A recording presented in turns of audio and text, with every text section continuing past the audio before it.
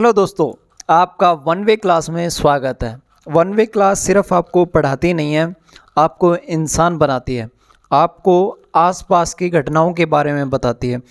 आज हम इसी घटनाओं की सीरीज में पहली वीडियो लेके आ रहे हैं, एक ऐसी वीडियो जिसने मुस्लिम कम्युनिटी को पूरी तरह हिला दिया। हिला मतलब जड़ से हिला दिया।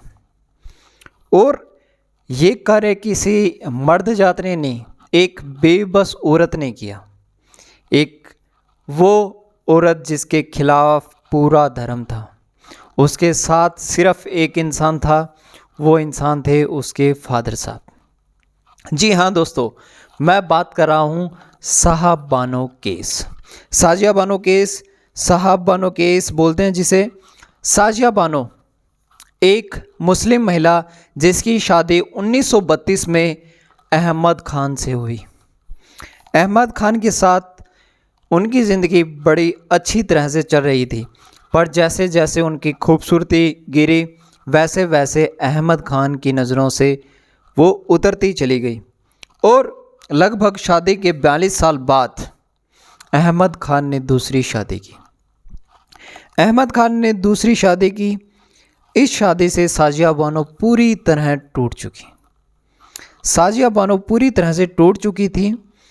और हालांकि वो अहमद खान से प्यार करती थी, इसलिए उन्हें छोड़ नहीं पाई। लेकिन जब एक मेयार में दो तलवारें आ जाए तो किसी एक को निकलना ही पड़ता है ना। मेयार में दो तलवारें नहीं आ सकती। इसी तरह साजिया बानो को आखिर में उस घर से निकलना पड़ा। अब माँ बाप भी कब तक किसी भी लड़की को पालें या लड़के को नहीं पाल सकते। तो वही हुआ, साजिया बानो की फैमिली साजिया बानो को ज़्यादा दिन नहीं रख पाई और थोड़ी बहुत निगाह सुलह करा के उनकी वापस अनबन थी उसको शॉर्ट आउट करने की कोशिश की, लेकिन वो शॉर्ट आउट नहीं हुई। और बात इतनी बिगड़ गई कि अहमद खान ने तलाक ए बिद्दत का प्रयोग कर। सर, ये तलाक ए बिद्दत क्या है? तलाक ए बिद्दत होता है एक सांस में 3 बार बोलना तलाक है, तलाक है, तलाक है, और आपको तलाक मिल जाता है। सर इतना इजी? हाँ इतना इजी। इतना इजी है, इसलिए इसे बोलते हैं तलाक ए बिद्दत। तो तलाक ए बिद्दत का प्रयोग कर कर अहमद खान ने उन्हें तलाक दे दिया। अब वो बेबस लाचार थी, तो इंदौर के डिस्ट्रिक्ट कोर्ट में उन्होंने अपील की CRPC 125 के तहत। CRPC 125 के तहत उन्होंने केस फाइल किया और केस वे केस के अगेंस्ट फाइल किया था अहमद खान। अहमद खान जिसकी 3 पुश्तें वकालत कर रही थी और वो खुद एक अच्छा खासा वकील था। उसे लगा कि ये केस ज़्यादा दिन नहीं चलेगा क्योंकि ये मुस्लिम लॉ बोर्ड का केस है। लेकिन साजिया बानो नहीं आ रही और उन्होंने डिस्ट्रिक्ट कोर्ट में अपील की। इंदौर के डिस्ट्रिक्ट कोर्ट में ये केस चला और ये केस दर्ज हुआ 125 CRPC के तहत। जब पहली सुनवाई हुई तब साजिया बानो ने बोला कि मुझे अपने 5 बच्चों के लिए 500 रुपये महीना भरण पोषण के लिए चाहिए। तो इस पर अहमद खान राजी भी हुए और अहमद खान ने कुछ महीने तक वो पैसे दिए, पर बाद में वो पैसे देने बंद कर दिए। तो साजिया बानो ने बोला कि नहीं, मेरे 5 बच्चे हैं, उसके भरण पोषण के लिए मुझे 500 रुपये महीना चाहिए। पर इंदौर के डिस्ट्रिक्ट कोर्ट ने 125 CRPC के तहत 25 रुपये मंजूर किए। 5 बच्चे 25 रुपये महीने के मिलेंगे।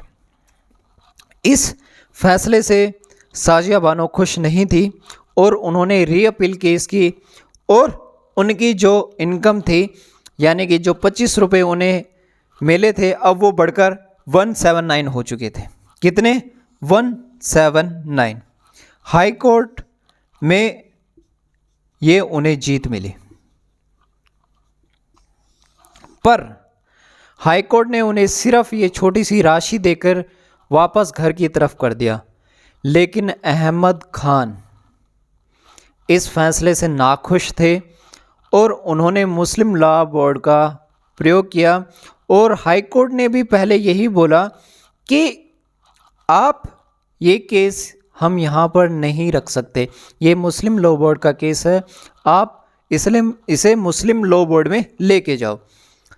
लेकिन साजिया बानो ने बोला कि मैं भारत की नागरिक हूँ, मैं भारत में रहने वाली हूँ, जो कानून हिंदू लड़कियों के लिए है, जो कानून बाकी लड़कियों के लिए है, वही कानून मुस्लिम लड़कियों के लिए होना चाहिए। इस पर हाई कोर्ट ने बोला कि हाँ सही है। तो हाई कोर्ट ने एक उन्हें छोटी सी राशि 179 देकर बोला कि ठीक है, हम आपको इतनी राशि देंगे। यहाँ तक साजिया बानो राजी हो चुकी थी और ये केस छोड़ने के लिए तैयार थी। पर अहमद खान ने ये केस सुप्रीम कोर्ट में अपील किया। इसके पीछे कारण था मुस्लिम लॉ बोर्ड, क्योंकि जब साजिया बानो का केस चल रहा था वहीं फातिमा बीबी का भी केस चल रहा था, वहाँ पर फातिमा बीबी का भी केस चल रहा था और उसमें भी यही सेम चीज़ चल रही थी, 3 तलाक वाली। तो अहमद खान ने मुस्लिम लॉ बोर्ड के बहकावे में आकर सुप्रीम कोर्ट में अपील किया और सुप्रीम कोर्ट की पहली सुनवाई जो 5 मेंबर की एक अध्यक्षता के साथ बैठी थी, उस मीटिंग में बोला कि हम मुस्लिम लोगों ने इस भारत के लिए बहुत कुछ खोया है। जब हमें बोला जा रहा था कि आप पाकिस्तान में अलग हो जाओ, तब हमने इस भारत देश का साथ दिया है और हमारा एक कानून है जिसे मुस्लिम लॉ बोर्ड बोलते हैं अपने। उन्होंने बोला कि ये एक हमारा कानून है और यहाँ ऐसा ही होता है, यहाँ पे तलाक़ बिद्दत का प्रयोग किया जाता है, जिसमें बोला जाता है कि आप एक सांस में तलाक दो और उस एक सांस में जितनी आप रकम देते हो, 1000 देते हो, 2000 देते हो, 10,000 रुपये देते हो, वो फाइनल अमाउंट होती है। उसके बाद में पत्नी की रिस्पॉन्सिबिलिटी पति की नहीं होती। तो सुप्रीम कोर्ट ने फैसला सुनाया कि नहीं, हम भारत में रहने वाली तमाम महिलाओं को आर्टिकल 44 के तहत देखते हैं और उसमें बोला गया है कि निरपेक्षता, उसमें बोला गया है एक समानता, हमारे लिए हर महिला एक समान है। और हमारा मानना भी यही है कि इस महिला को जब तक ये खुद मैच्योर, यानी कि या तो ये इनके पास खुद का कोई इनकम सोर्स नहीं आता या इनकी दूसरी शादी नहीं होती, तब तक इनके भरण पोषण का खर्चा आपको ही उठाना पड़ेगा। ये 1986 में 21 अप्रैल 1986 में आया था, नहीं सॉरी 23 अप्रैल 1985 में ये आया था, उनकी जजमेंट आई सुप्रीम कोर्ट की। तो इससे मुस्लिम लॉ बोर्ड भयंकर गुस्से में आ गया और इलेक्शन, कांग्रेस की सरकार थी उस वक्त, राजीव गांधी की सरकार थी, तो मुस्लिम लॉ बोर्ड गुस्से में आ गया और बोला कि ये नहीं चलेगा। और राजीव गांधी की सरकार ने सोचा कि अब मेरे वोट बिखर जाएंगे, तो उन्होंने एक कानून बनाया, मुस्लिम महिला अधिनियम पारित किया 1986 में। और इस अधिनियम में मुस्लिम महिलाओं को अलग रखा गया और बोला गया जो मुस्लिम लॉ बोर्ड का रूल एंड रेगुलेशन है वही पारित होगा, कोई सुप्रीम कोर्ट का जजमेंट यहाँ पर लागू नहीं होगा।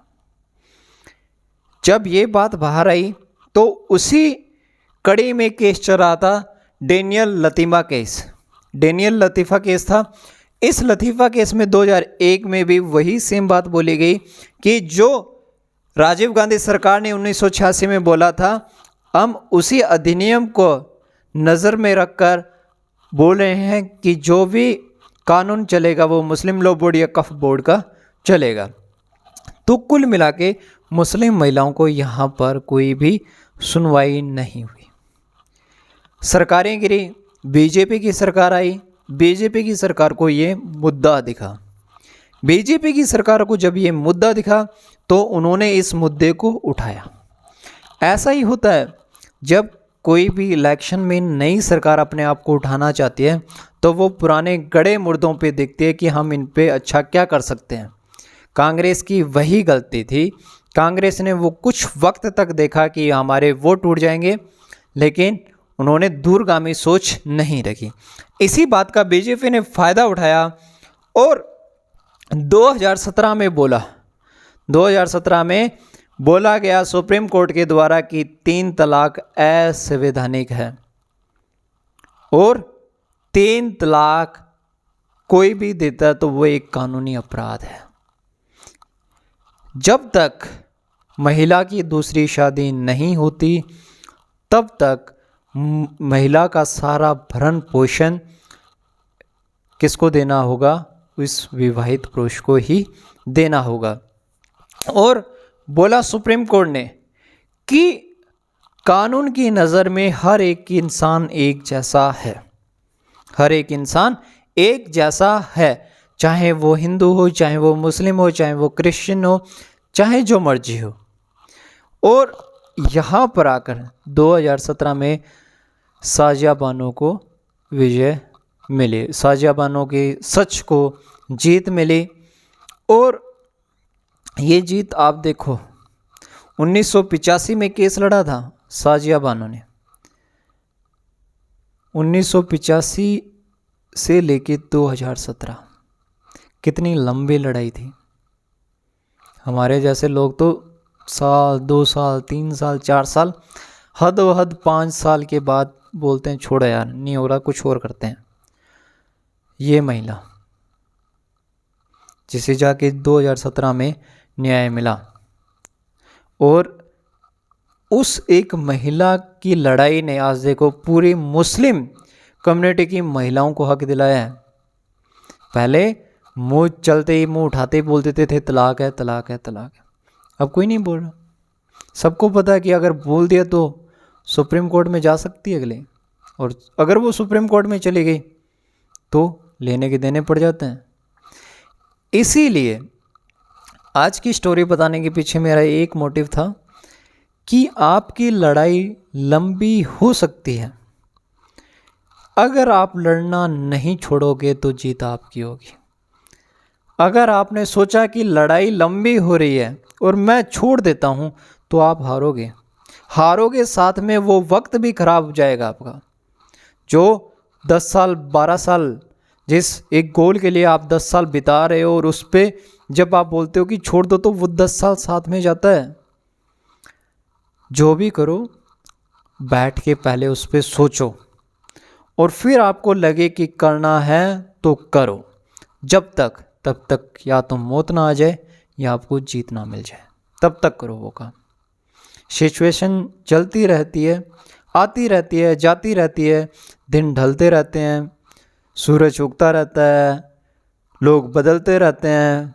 ये सारा सर्कल ऐसे ही चलेगा।